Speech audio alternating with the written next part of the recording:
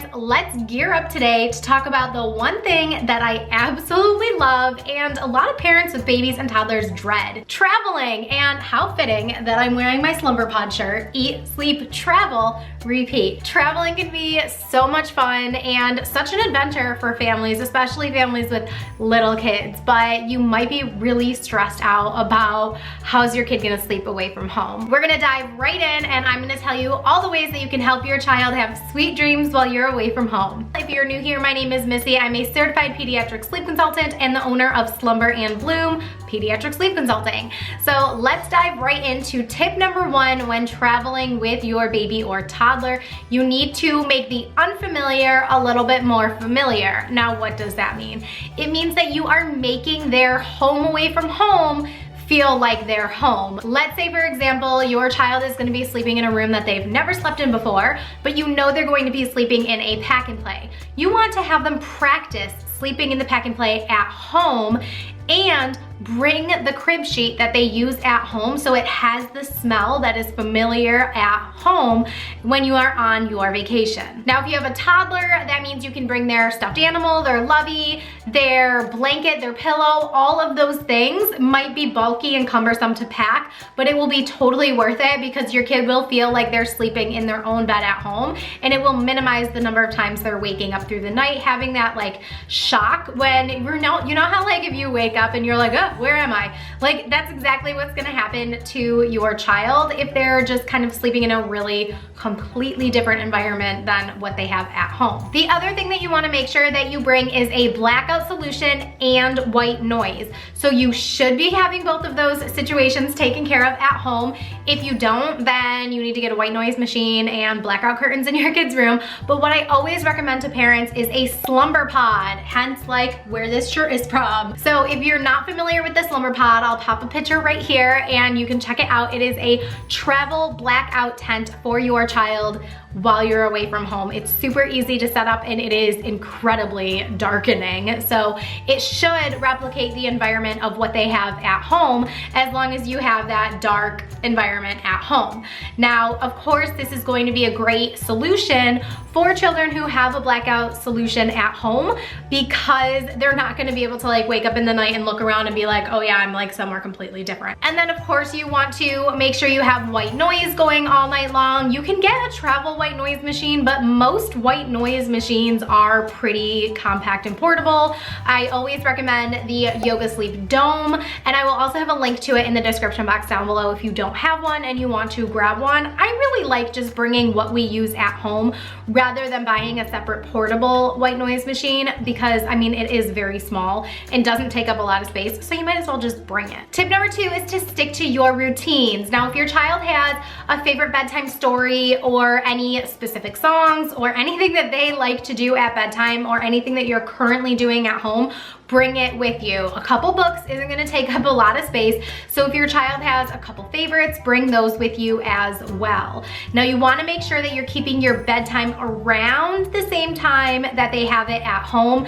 An hour, give or take, is gonna be okay. I like to keep things within that 30-minute time frame window. So if bedtime's usually at 7:30 and you're not getting down until 8, that's okay. 8:30 is pushing it, but I am okay with it on vacations. Just make sure you go straight back to it when you get home. Tip number three is to avoid that overstimulation and overtiredness. So like I said before, trying to keep your schedule exactly how it is when you're at home is obviously like the goal, but knowing that it's probably not gonna happen, it's okay to just give a little wiggle room. But the one big thing that I wanted to touch on here is the overstimulation. Now, what I usually see happen, whether you're traveling far from home and you're gonna be staying at a friend or relative's house or a hotel room, whether it's something like that, or whether you're staying local and you're just gonna be going to holiday parties and there's going to be a lot of stimulation, this definitely applies to both situations. You can tell when your child is getting overstimulated when they're just kind of staring off into space,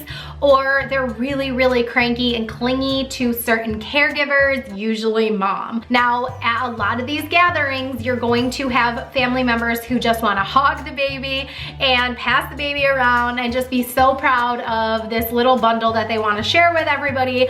But if you're noticing that your baby is getting super fussy, just say like it's time for a break, or even if you have to like fib a little and say I'm gonna go feed the baby in a private space, you can say that. But I mean, a lot of times, depending on like how bold your family is at going in there and just like taking your child, it's definitely happened, you can definitely just tell them my baby's overstimulated, we're just gonna take a 20-minute break from all the commotion. And what I like to do is to go to a quiet room, dim the lights. They don't have to be completely out, because your goal isn't to get your baby to go to sleep if it's not a nap time, but to just have dimmer lights. Maybe you'd have the lights off and the blinds open, so you have that natural light coming in instead of the artificial light. But what you could do is just read some stories, sing some songs. You can offer a feeding if it's feeding time, change their diaper and do a little massage, anything that's going to be calming, because you want your baby to have that like little bit of downtime before going back to the excitement.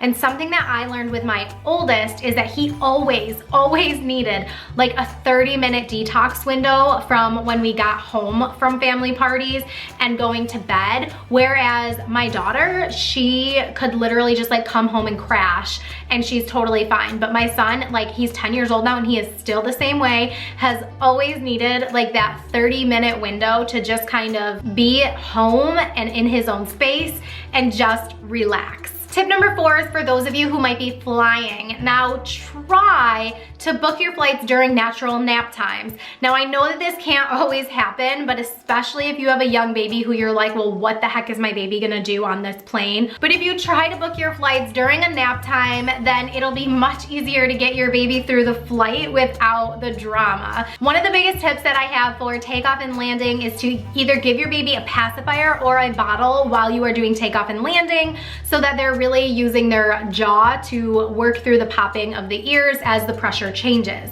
If you have a toddler, you can use this opportunity to give them a sucker or something to suck on during that takeoff and landing, so that they are having that same like chewing effect. I mean, they're probably not chewing on it the whole time, but even the sucking will help with moving the pressure around in their ears and getting their ears to pop so that they're not in pain. Now that is definitely something where having an older toddler is more beneficial when you're flying, because they can tell you if something hurts. But if your baby is pulling on their ears, you can just do a little massaging over here by their ears and hopefully release some of that pressure if they are really fussy after that takeoff or landing.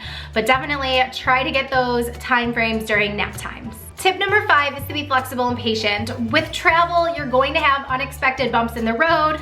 Literally, like if you're, driving, you might have some bumps in the road, but even especially when it comes to their sleep, you may have some bumps in the road during your travel time, and that's okay. You should actually plan for things to not go according to plan. I know that sounds totally crazy, but have some flexibility and know that maybe you won't be on schedule every single day, and maybe your baby wants to sleep in for an extra 30 minutes when you finally get to your destination.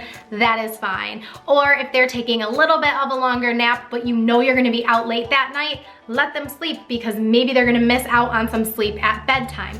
So kind of give and take where you need to. Try to stay on schedule as much as you can, but be flexible and know that things are gonna happen, and it is more important to enjoy your travels and enjoy your time with friends, family, or even if it's just your core family and you're trying to make memories with your baby. It's going to be an amazing time. It will be an amazing time, and I want you to thoroughly enjoy it with your family. So do not stress over sleep. When you get home, you can go straight back to regular expected routines.